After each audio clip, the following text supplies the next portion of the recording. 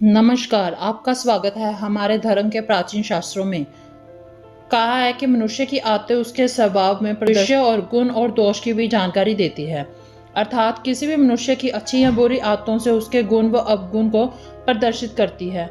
कई बार तो मनुष्य की अच्छी आदतें भी किसी प्रकार का दोष होने का संकेत देती है और मनुष्य के अंदर भी अनेक बुरी आदतों के अनेक दोषों के कारण निर्माण होती है, जो धीरे धीरे उसका पतन कर डालती है। इसीलिए जल्दी ही इन दोषों का निवारण करना आवश्यक होता है, अन्यथा उस व्यक्ति को धन परिवार से जुड़ी समस्याओं का समाधान करना पड़ता है।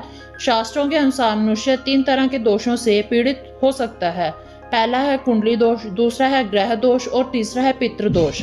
इन सबसे प्रभावशाली पितृदोष को ही माना गया है। गरुड़ पुराण में भगवान श्री कृष्ण ने गरुड़ जी को पितृदोष के बारे में बहुत ही महत्वपूर्ण बातें बताई हैं और पितृदोष के निवारण के बारे में बताया है। पितृदोष के कारण व्यक्ति का व्यापार और परिवार दोनों नष्ट हो जाते हैं। वह अपने काम को शांति और एकाग्रता में नहीं कर पाता। पितृदोष प्रभाव वाले व्यक्ति के घर हमेशा अशांति रहती है, लड़ाई झगड़े रहते हैं और हर काम में बाधा आती है। अचानक ही धन की समस्याएं बढ़ने लगती है, समाज में मान और सम्मान की कमी आने लगती है। श्री कृष्ण जी कहते हैं, मनुष्य को पूर्वजों का आशीर्वाद नहीं मिलता, वह जीवन में कभी सफल नहीं हो पाता। मनुष्य को जीवन में सफलता के लिए पूर्वजों के आशीर्वाद की आवश्यकता होती है, इसलिए पितृदोष को शांत करना पड़ता है। कईयों के पास कुंडली न होने के कारण पितृदोष का पता ही नहीं चलता, लेकिन शास्त्रों में पितृदोष के बारे में बताया गया है। जिस व्यक्ति में ये सब लक्षण दिखाई दे उस पर पितृदोष है। शास्त्रों में ये 5 आदतें बताई गई हैं, जिनमें से यह 5 आदतें हों उसे पितृदोष है। उसे तुरंत ही पितृदोष को शांत करने के लिए उपाय करने चाहिए। आज हम उन्हीं 5 आदतों के बारे में बताने जा रहे हैं और साथ ही पितृदोष को शांत करने के उपाय। सबसे पहली आदत जिनमें पितृदोष होता है वो दिन रात अपने नाखूनों को खाता है, वह पितृदोष से पीड़ित होता है। नाखून चबाना पितृदोष वाले व्यक्ति का लक्षण है। इतना ही नहीं, हमारे शास्त्रों में माना जाता है कि नाखून चबाने की आदत विरासत में होती है। अगर कोई व्यक्ति नाखून चबाता है तो उसके पूर्वज अवश्य ही क्रोधित होंगे और उससे संपर्क करने की कोशिश कर रहे होंगे। इतना ही नहीं, ज्योतिष शास्त्रों के अनुसार उस व्यक्ति का नाखून चबाने से सूर्य भी कम हो जाता है, जिससे पितृदोष की पीड़ा और अधिक बढ़ने लगती है। नाखून चबाने के अलावा पितृदोष व्यक्ति बिन मतलब के सिर को खुजलाता रहता है। शास्त्रों में कहा जाता है कि जो व्यक्ति बिना किसी कारण ही सिर को खुजलाता है वह व्यक्ति पितृदोष से पीड़ित होता है और उसकी धन संपत्ति कम होने लगती है। बैठे बैठे बिन मतलब ही जमीन को खरीदना, इससे मनुष्य की आयु कम होने लगती है। इसके अलावा और भी लक्षण बताया गया है कि जो व्यक्ति अपने गुप्त अंगों को स्पर्श करता है उसे स्थान और समय का ज्ञान ही नहीं रहता, वह किसी भी स्थान अपने गुप्त अंगों को खुजलाता रहता है। यह लक्षण पितृदोष के लक्षण हैं। मनुष्य के बैठने के तरीके से भी पता चलता है कि शास्त्रों के अनुसार कोई व्यक्ति किसी बुजुर्ग के सामने टांग के ऊपर टांग रखकर बैठता है, वह भी पितृदोष से पीड़ित होता है, क्योंकि ऐसा व्यक्ति बड़े बुजुर्गों के सामने खुद को बड़ा समझने की कोशिश करता है।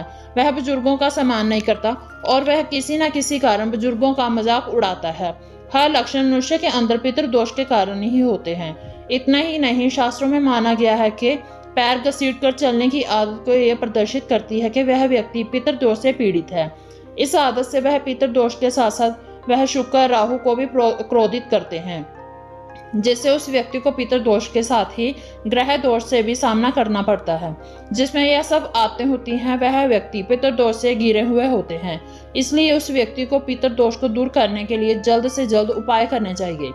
पितृदोष दूर करने के लिए अपने पूर्वजों का श्राद्ध करना चाहिए, चाहे व्यक्ति अपने जीवन में कितना भी व्यस्त क्यों ना हो।